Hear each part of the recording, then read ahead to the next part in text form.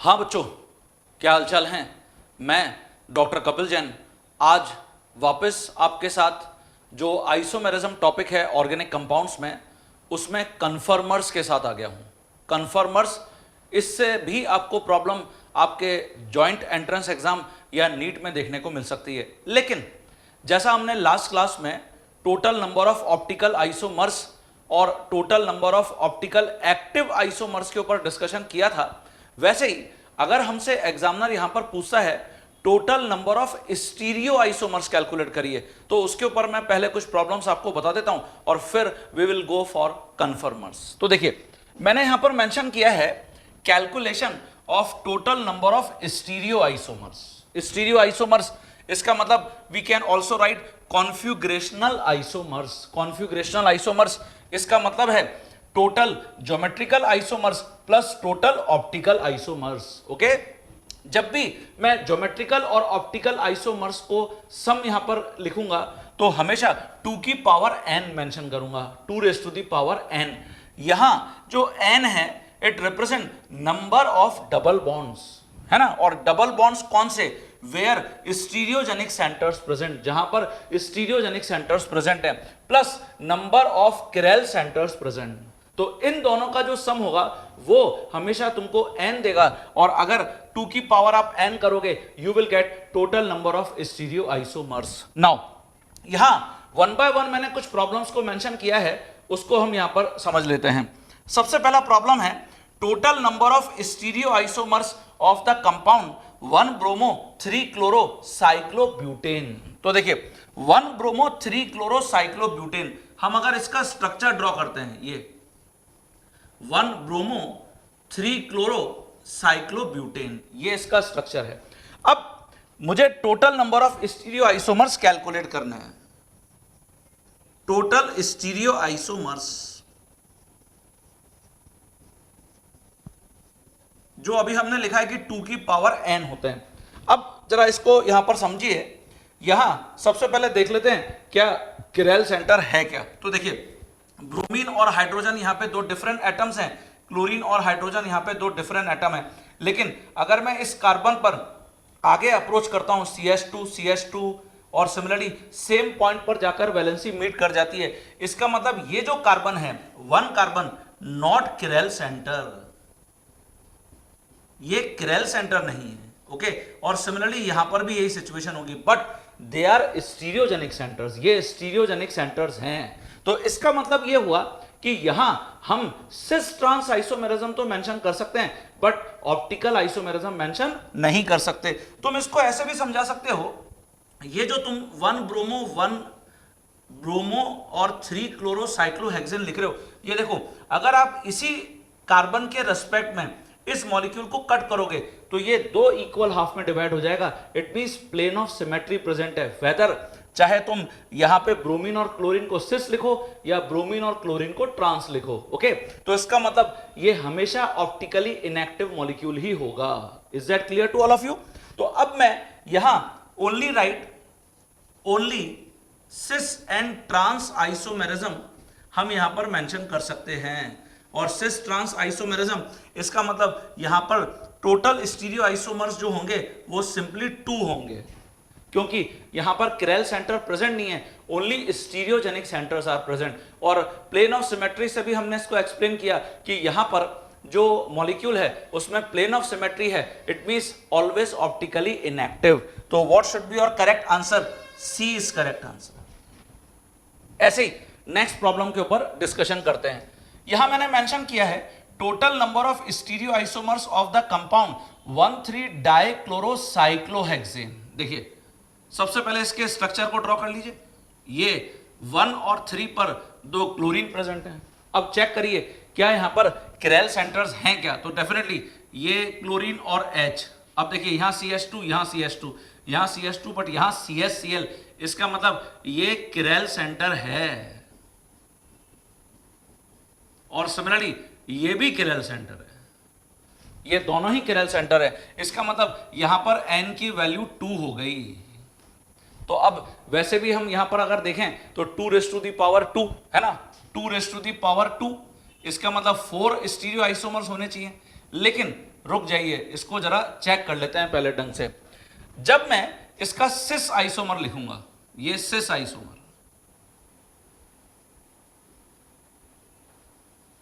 ये देखिए ये तो है सिस, और ऐसे ही इसका जो ट्रांस पॉसिबल होगा वो ये पॉसिबल होगा। One chlorine is on solid wedge, other is on dash wedge, ठीक है, ये ट्रांस आइसोमर है। अब क्योंकि यहां पर 2 और मोर किरल सेंटर्स हैं, तो जैसा मैंने तुमको लास्ट लेक्चर में बता दिया था, हमेशा प्लेन ऑफ सिमेट्री चेक कर लीजिए। तो देखिए जब मैं सिस आइसोमर को देख रहा हूं तो यहां प्लेन ऑफ सिमेट्री है, पीओएस प्रेजेंट, और अगर पीओएस प्रेजेंट है इसका मतलब ये तो ऑप्टिकल इनएक्टिव होगा। यहां पर ऑप्टिकल इनएक्टिविटी होगी तो ये कभी भी डेक्स्ट्रो और लीवो रोटेटरी फॉर्म में नहीं हो सकता, ये सिंगल आइसोमर काउंट होगा, सिस सिंगल आइसोमर। ओके, अब हम ट्रांस के ऊपर आ जाते हैं। तो ट्रांस में obviously no plane of symmetry, अगर प्लेन ऑफ सिमेट्री नहीं है इसका मतलब ये डेक्स्ट्रो प्लस लीवो काउंट होगा, डी प्लस एल काउंट होगा, इट मींस ये 2 स्टीरियो आइसोमर्स हो गए। तो यहां ट्रांस के केस में 2 स्टीरियो आइसोमर्स, सिस के केस में सिंगल आइसोमर, और इसलिए हम इसको यहां पर डिफाइन करेंगे कि टोटल जो स्टीरियो आइसोमर्स यहां हैं, टोटल स्टीरियो आइसोमर्स वो 3 हैं, ये देखिए।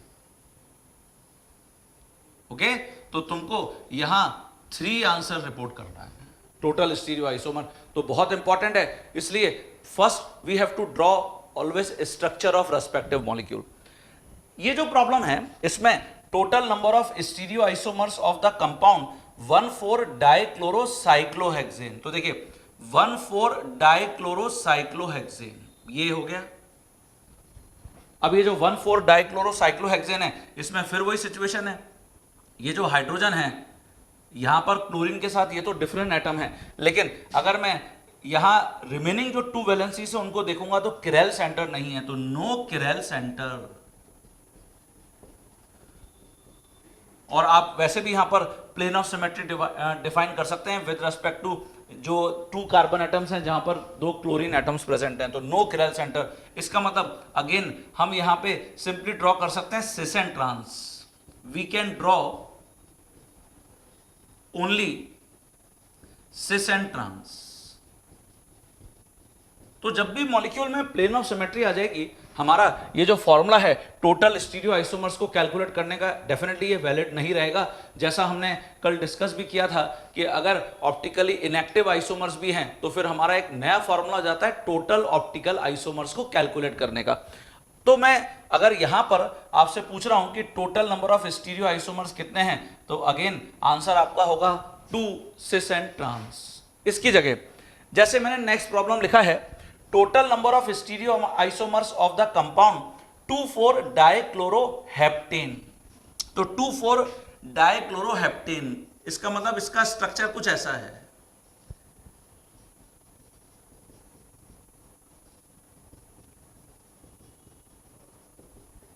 ये देखिए 1 2 3 4 5 6 7 और किरल सेंटर यहां प्रेजेंट दिख रहे हैं,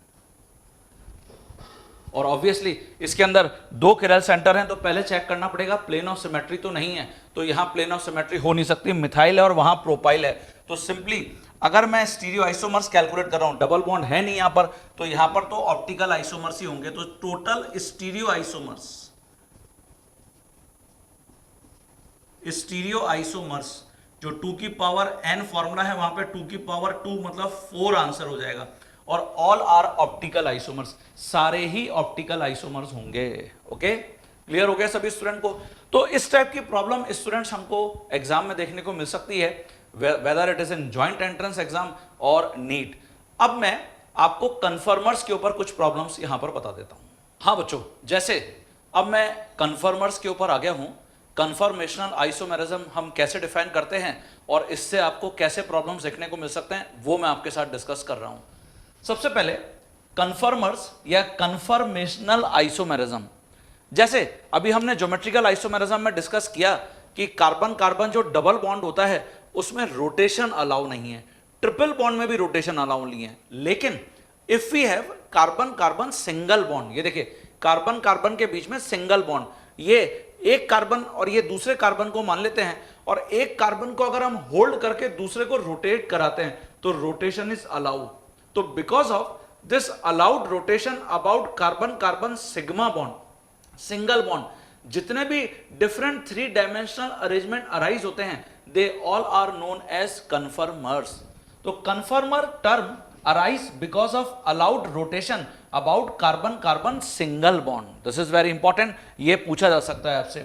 Various type of 3 dimensional arrangement of given molecule possible. Okay, अब how many conformers possible? Answer है infinite. There are infinite conformers, but we can draw only 6 conformers for our conveniency, out of which 3 are staggered and 3 are eclipsed. तो देखिए conformers का ये broad classification already तुमने 11th class में पढ़ा हुआ है, स्टैगर्ड, एंटी स्टैगर्ड और स्क्यू और गॉश स्टैगर्ड। इक्लिप्स में partially Eclipse and fully eclipsed. तो ये ब्रॉड क्लासिफिकेशन है कन्फर्मर्स का। अच्छा, कन्फर्मर्स क्योंकि सिंगल बॉन्ड में यहां पर पॉसिबल हैं, तो इसका मतलब एल्केन टाइप के मॉलिक्यूल में पॉसिबल हैं। और एल्केन मॉलिक्यूल्स के अगर मुझे 3 डायमेंशनल अरेंजमेंट्स को देखना है बोर्ड पर, तो इसके लिए वी हैव न्यूमैन प्रोजेक्शन, तो हम उसको डिस्कस करते हैं। हाँ बच्चों, जैसे यहां जो न्यूमैन प्रोजेक्शन है, ये एक मेथड है 3 डायमेंशनल अरेंजमेंट जो हैं उनको 2 डायमेंशनली बोर्ड पर या कॉपी पर ड्रॉ करने का मेथड है। तो representation of 3D molecule into 2 dimensional version. Okay, Newman projection में न्यूमैन ने कुछ ऐसा प्रपोजल दिया है, आप एक कार्बन को इस सर्कल से ड्रॉ करिए विथ 3 वैलेंसी, ये रियर कार्बन है अवे फ्रॉम ऑब्जर्वर, और सिमिलरली ये फ्रंट कार्बन है, ये कार्बन है, इसको हम बोल सकते हैं टुवर्ड्स ऑब्जर्वर फ्रंट कार्बन। अगर मैं इस फ्रंट कार्बन को रियर कार्बन के ऊपर सुपर इंपोज कर देता हूं, ऐसे सुपर इंपोज कर देता हूं, तो देखिए ये न्यूमैन प्रोजेक्शन बन गया। Newman projection, suppose we have ethane, तो ये न्यूमैन प्रोजेक्शन ईथेन मॉलिक्यूल का है। ओके, जो फ्रंट कार्बन है उसकी 4th वैलेंसी बोर्ड के अंदर है, और जो रियर कार्बन है उसकी 4th वैलेंसी बोर्ड के बाहर है। तो ये न्यूमैन प्रोजेक्शन रिप्रेजेंटेशन है किसी भी 3 डायमेंशनल मॉलिक्यूल का 2 डायमेंशनली। ओके, जैसे मैंने यहां पे प्रॉब्लम लिखा है, draw all conformers of 2,3 dimethyl butane. Obviously हम 6 कन्फर्मर्स को ड्रॉ कर सकते हैं, लेकिन मैं ये बताना चाह रहा हूं कि स्टैगर्ड और इक्लिप्स होते कैसे हैं, जिससे कि आपका क्विक रिवीजन हो जाए। तो देखिए 2,3 डाइमिथाइल जो ब्यूटेन है, हमने सबसे पहले उसका यहां पर स्ट्रक्चर ड्रॉ कर लिया। Is there any chiral centre? क्या कोई किरल सेंटर है यहां पे? No, there is no chiral centre. अब मैं, जैसे ये कार्बन 1 है, ये कार्बन 2 है, ये कार्बन 3 है, ये कार्बन 4 है, मैं कार्बन 2 को फ्रंट कार्बन और कार्बन 3 को रियर कार्बन अज्यूम कर लेता हूं। ये आपकी चॉइस है। आप अगर फ्रंट कार्बन कार्बन 1 को अज्यूम करते तो कार्बन 2 फिर रियर कार्बन हो सकता था, तो उसके अकॉर्डिंग फिर जो रियर कार्बन है it has 1 methyl and isopropyl group. अभी हम देख रहे हैं फ्रंट एंड रियर जो कार्बन हमने अज्यूम किए C2 एंड C3। C2 ये हमने फ्रंट कार्बन अज्यूम किया है। ओके, अच्छा, ये भी आपको एग्जामिनर बता सकता है कि आप मॉलिक्यूल को क्लॉकवाइज रोटेट कराएंगे या एंटी क्लॉकवाइज। हम क्या करते हैं, यहां पर जो फ्रंट कार्बन है उसको स्टेबल रखेंगे, है ना, और जो C3 है रियर कार्बन है, रियर कार्बन हम इसको रोटेट कराएंगे, रोटेट, और हमेशा क्लॉकवाइज कराएंगे, इन क्लॉकवाइज डायरेक्शन। तो इससे हम जो डिफरेंट कन्फर्मर्स है वो हमको यहां पर मिल जाएंगे। कन्फर्मर्स को ड्रॉ करने से पहले मैं कुछ और टर्म्स आपको यहां पर क्लियर करना चाहूंगा। एंटी स्टैगर्ड और फुली इक्लिप्स दोनों में क्या डिफरेंस है? तो देखिए, एंटी स्टैगर्ड का मतलब है जैसे ये फ्रंट कार्बन और ये रियर कार्बन, ये सिमिलर ग्रुप्स हैं जो मेरे थंब हैं। अगर इनका अरेंजमेंट कुछ ऐसा है, ये देखिए, फ्रंट कार्बन पर एक ग्रुप और रियर कार्बन पर वही सिमिलर ग्रुप, एकदम अपोजिट हैं, एंटी हैं, तो इसका बेनिफिट क्या होगा? ये जो यहां पर बॉन्डिंग इलेक्ट्रॉन है और सिमिलरली यहां जो बॉन्डिंग इलेक्ट्रॉन है, ये मैक्सिमम डिस्टेंस पर आ गए। बॉन्डिंग इलेक्ट्रॉन्स के बीच में जो रिपल्शन होता है it is known as torsional strain, तो ये मिनिमम हो गया यहां पे। और दूसरा, इनके साइज के कारण जो रिपल्शन है it is known as steric strain, steric repulsion भी इसको हम बोलते हैं, ये भी मिनिमम हो गया। इससे क्योंकि यहां पर डिस्टेंस मैक्सिमम है, दोनों के बीच में जो एनर्जी है वो मिनिमम हो जाएगी, जिसको हम बोलते हैं पोटेंशियल एनर्जी।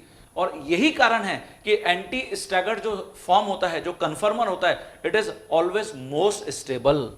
तो यही मैंने यहां पे लिखा है, most stable, least torsional strain, और torsional due to bonding electrons of two near by groups, okay, and least steric strain. तो स्टेरिक स्ट्रेन मतलब repulsion due to bulky size of substituents. तो दोनों ही यहां पर लीस्ट होने के कारण जो एंटी स्टैगर्ड फॉर्म है, least potential energy, hence more stable, okay.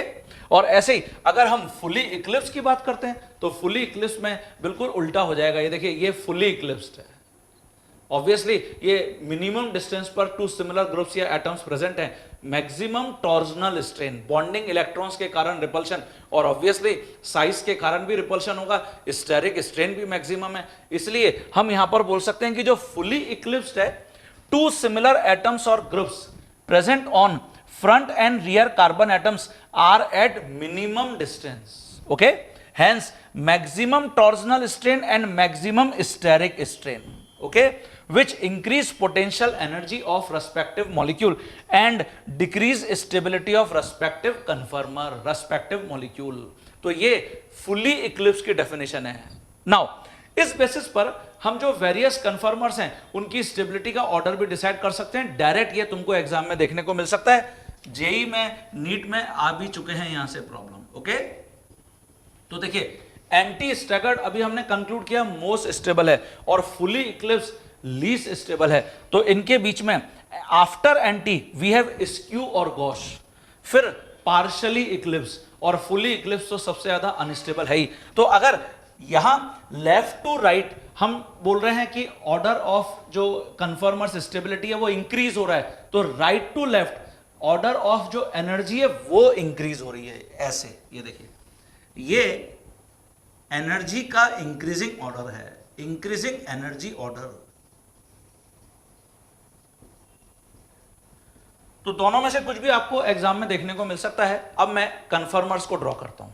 हाँ स्टूडेंट्स, जैसे यहां 2,3 डाइमिथाइल जो ब्यूटेन के हम कन्फर्मर्स ड्रॉ कर रहे थे, उनको अब मैं 1 बाय 1 यहां पे ड्रॉ कर रहा हूं। तो समझिए जरा सभी स्टूडेंट्स, जैसे हमने कार्बन 2 को फ्रंट कार्बन अज्यूम किया है, कार्बन 3 को रियर कार्बन अज्यूम किया है, तो फ्रंट कार्बन जो 2 है, 2 मिथाइल एंड 1 हाइड्रोजन, और सिमिलरली जो रियर कार्बन 3 है, 2 मिथाइल एंड 1 हाइड्रोजन, ओके।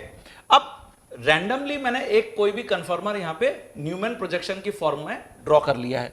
इसको हम क्या डिफाइन करेंगे? तो देखिए, यहां अगर आप कार्बन 2 पर मिथाइल देखें तो यहां कार्बन 3 पर मिथाइल ये अपोजिट हैं, लेकिन कार्बन 2 पर यहां अगर हाइड्रोजन है तो कार्बन 3 पर इसके अपोजिट में मिथाइल आ रहा है।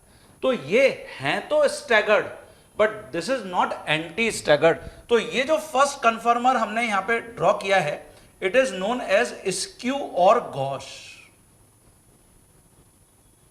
ये स्क्यू और गॉश है। नाउ अब मैंने क्या किया, C2 तो स्टेबल है और C3 को हम 60 डिग्री के एंगल पर रोटेशन कराएंगे। 60 के मल्टीपल में हमेशा रोटेशन कराते हैं। तो देखिए इससे क्या होगा, जो रियर पर हमारे ग्रुप्स हैं वो रोटेट करें क्लॉकवाइज, तो मिथाइल रोटेट करके इस मिथाइल के पीछे आ जाएगा, ये मिथाइल इस हाइड्रोजन के पीछे आ जाएगा, और ये हाइड्रोजन इस मिथाइल के पीछे आ जाएगा। ये देखिए, तो इससे ये मिथाइल इसके पीछे, अब बिल्कुल पीछे शो करेंगे तो हमको रियर जो मिथाइल ग्रुप है वो तो विजिबल ही नहीं होगा, इसलिए मैंने थोड़ा सा टिल्ट रख रखा है यहाँ पे। और ऐसे ही यहाँ मिथाइल आ गया और यहाँ हाइड्रोजन आ गया, तो ये सिचुएशन इक्लिप्स सिचुएशन है। और यहाँ फ्रंट पर मिथाइल बट रियर पर हाइड्रोजन, फ्रंट पर मिथाइल रियर पर मिथाइल, फ्रंट पर हाइड्रोजन रियर पर मिथाइल, तो it is known as partially eclipsed. ये पार्शियली इक्लिप्स्ड है, इसको मैं सेकंड कन्फर्मर यहां पे बोल देता हूं, ओके। नाउ फिर मैंने 60 डिग्री के एंगल पर रोटेशन कराया, तो देखिए ये जो मिथाइल है ये यहां आ गया, ये मिथाइल यहां आ गया, ये हाइड्रोजन यहां आ गया, रियर रोटेशन हो रहा है, तो 60 डिग्री पर रोटेशन, तो हाइड्रोजन यहां, ये मिथाइल यहां और ये मिथाइल यहां, तो ये फिर स्टैगर्ड वाली सिचुएशन आ गई। नाउ दिस टाइम फ्रंट पर हाइड्रोजन, रियर पर हाइड्रोजन, फ्रंट पर मिथाइल, रियर पर मिथाइल, फ्रंट पर मिथाइल, रियर पर मिथाइल। तो ये जो तुमने कन्फर्मर ड्रॉ किया है, थर्ड नंबर कन्फर्मर, ये एंटी स्टैगर्ड है। फ्रंट एंड रियर पर जो सिमिलर ग्रुप्स और एटम्स हैं, they are at maximum distance, therefore minimum torsional strain and steric strain between them, और इसलिए ये हमने डिफाइन किया है मोस्ट स्टेबल है। तो आई थिंक सभी स्टूडेंट्स को क्लियर हो गया है। अब मैं 60 डिग्री पर फिर रोटेशन करता हूं, तो दिस मिथाइल ये इस हाइड्रोजन के पीछे, ये मिथाइल इस मिथाइल के पीछे, और ये हाइड्रोजन इस मिथाइल के पीछे। तो देखिए ये आपको कुछ ऐसा अरेंजमेंट दिखेगा, here it is methyl, here it is methyl, here it is hydrogen. तो इसका मतलब यहां पर अगर हम डिफाइन करेंगे तो ये फिर पार्शियली इक्लिप्स्ड है, दिस इज पार्शियली इक्लिप्स। तो हम इसको डिफाइन करेंगे यहां पर फोर्थ कन्फर्मर। फिर मैंने 60 डिग्री पर यहां रोटेशन कराया, तो ये मिथाइल यहां आ गया, ये मिथाइल यहां आ गया, ये हाइड्रोजन यहां आ गया। तो हमको अब ये कन्फर्मर फिर स्टैगर्ड मिल गया है। और देखिए अगर एक बार एंटी स्टैगर्ड डिसाइड हो गया है, तो इसका मतलब अब ये हमेशा स्क्यू और गॉश ही होंगे। तो ये स्क्यू और गॉश स्टैगर्ड है, means one anti staggered and two are skew और गॉश स्टैगर्ड। तो देखिए हम ऑलरेडी फर्स्ट को स्क्यू और गॉश डिफाइन कर चुके हैं। फिर मैंने 60 डिग्री पर रोटेशन कराया, तो ये हाइड्रोजन इस हाइड्रोजन के पीछे, ये मिथाइल इस मिथाइल के पीछे, ये मिथाइल इस मिथाइल के पीछे। तो अब फ्रंट एंड रियर कार्बन पर सारे सिमिलर ग्रुप्स और एटम्स वो एकदम पैरेलल हो गए हैं, ऐसे ये ऐसे हो गए हैं। और इसलिए यहां हम इसको डिफाइन करेंगे कि जो 6 कन्फर्मर है ये फुली इक्लिप्स्ड है,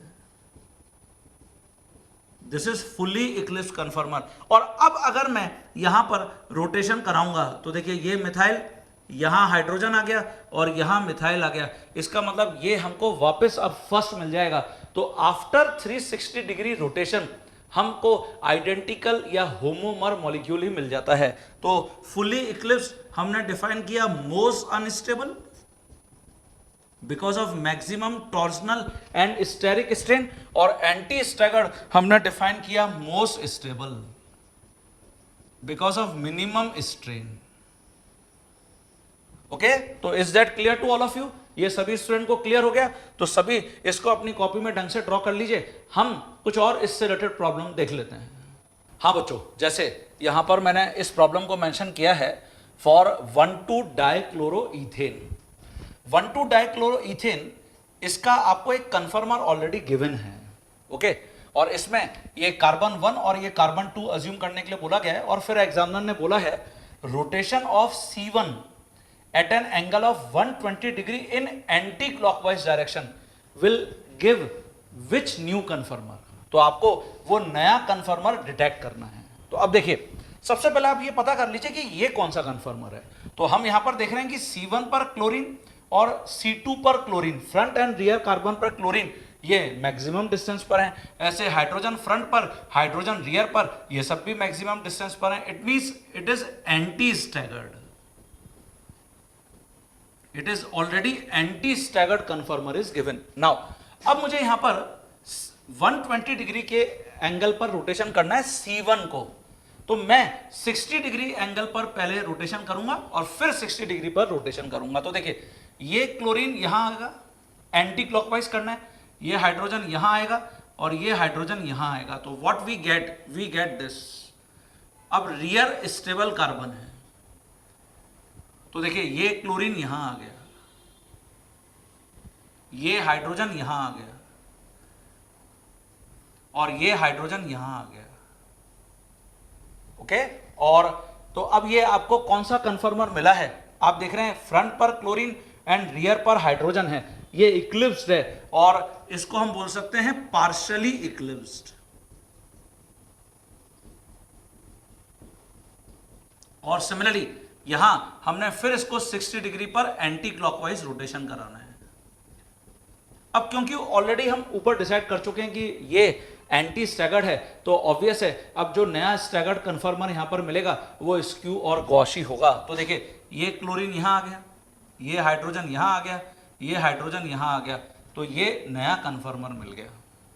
रियर पर हाइड्रोजन हाइड्रोजन एंड क्लोरीन ये तो फिक्स्ड है, और now on front carbon here it is chlorine, here it is hydrogen and here it is hydrogen. तो देखिए ये C1 कार्बन और ये C2 कार्बन, तो C1 पर क्लोरीन और C2 पर हाइड्रोजन, तो इसका मतलब सिमिलर ग्रुप्स नहीं है, तो हम इसको यहां पर स्क्यू और गॉश डिफाइन करेंगे।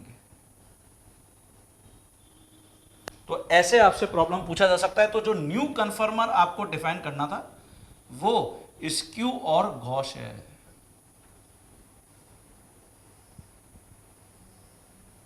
ये आंसर है।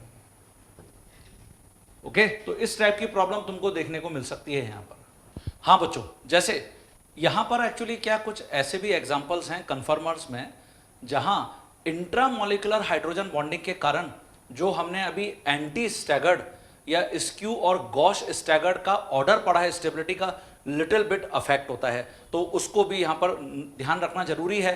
वहां से प्रॉब्लम ऑलरेडी पूछा जा चुका है जेईई या नीट के अंदर। तो देखिए मैंने यहां पर मेंशन किया है 2-फ्लोरोइथेनॉल।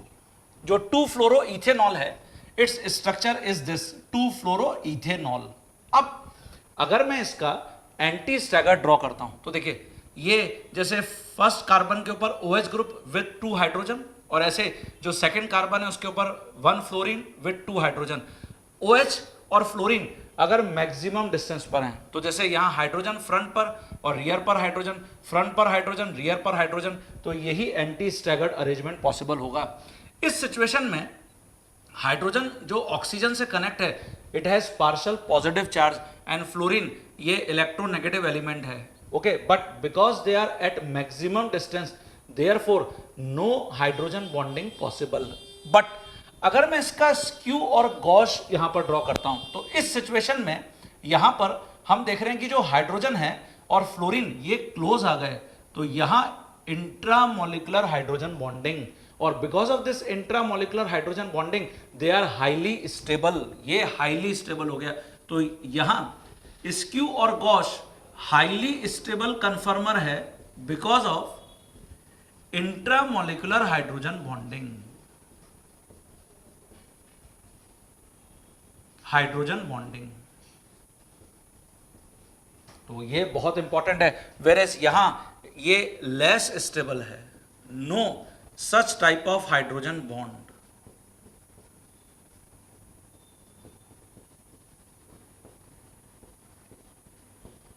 अब आप ये पूछ सकते थे कि सर इक्लिप्स जो कन्फर्मर है उसके अंदर तो ये OH और फ्लोरीन एकदम पैरेलल हो जाएंगे, तो लेकिन वहां पर जो टॉर्सनल और स्टेरिक स्ट्रेन है वो मॉलिक्यूल को हमेशा अनस्टेबल करेगा, इसलिए हम स्टैगर्ड जो कन्फर्मर्स है उसमें ही यहां पर इंट्रामोलिकुलर हाइड्रोजन बॉन्डिंग के कॉन्सेप्ट को डिफाइन कर सकते हैं। एंटी के रेस्पेक्ट में स्क्यू और गॉश इज मोर स्टेबल।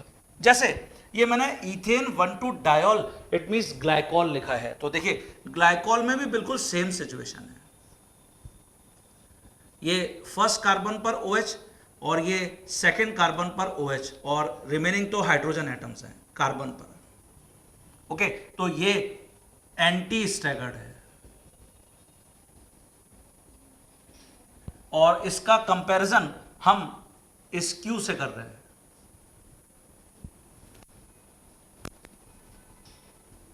ये ऑक्सीजन जो इस हाइड्रोजन के साथ ऐसे इंटरेक्ट कर सकता है, ओके, और ये स्क्यू और गॉश है,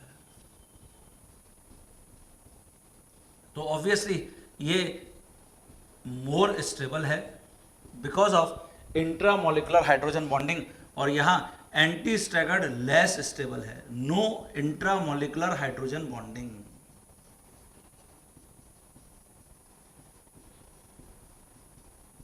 तो ये आपको देखने को मिल सकता है। यहां पर आपसे ऑर्डर ऑफ स्टेबिलिटी एग्जामिनर पूछ सकता है जिसके अंदर हमको केयरफुली आंसर को अटेंड करना है। ओके, तो ये स्टूडेंट आज हमने जो कन्फर्मर्स हमारे पास आइसोमेरिज्म इन ऑर्गेनिक कंपाउंड्स में टॉपिक था उसके ऊपर भी बेस्ड मैंने आपको कुछ प्रॉब्लम्स और कैसे हम जो वेरियस कन्फर्मर्स हैं उनकी स्टेबिलिटी ऑर्डर को चेक कर सकते हैं उनको डिस्कस कर लिया है। ओके, अब हम जब नेक्स्ट क्लास में आएंगे तो नेक्स्ट क्लास में कुछ और इंपॉर्टेंट टॉपिक्स को डिस्कस करेंगे ऑर्गेनिक केमिस्ट्री में।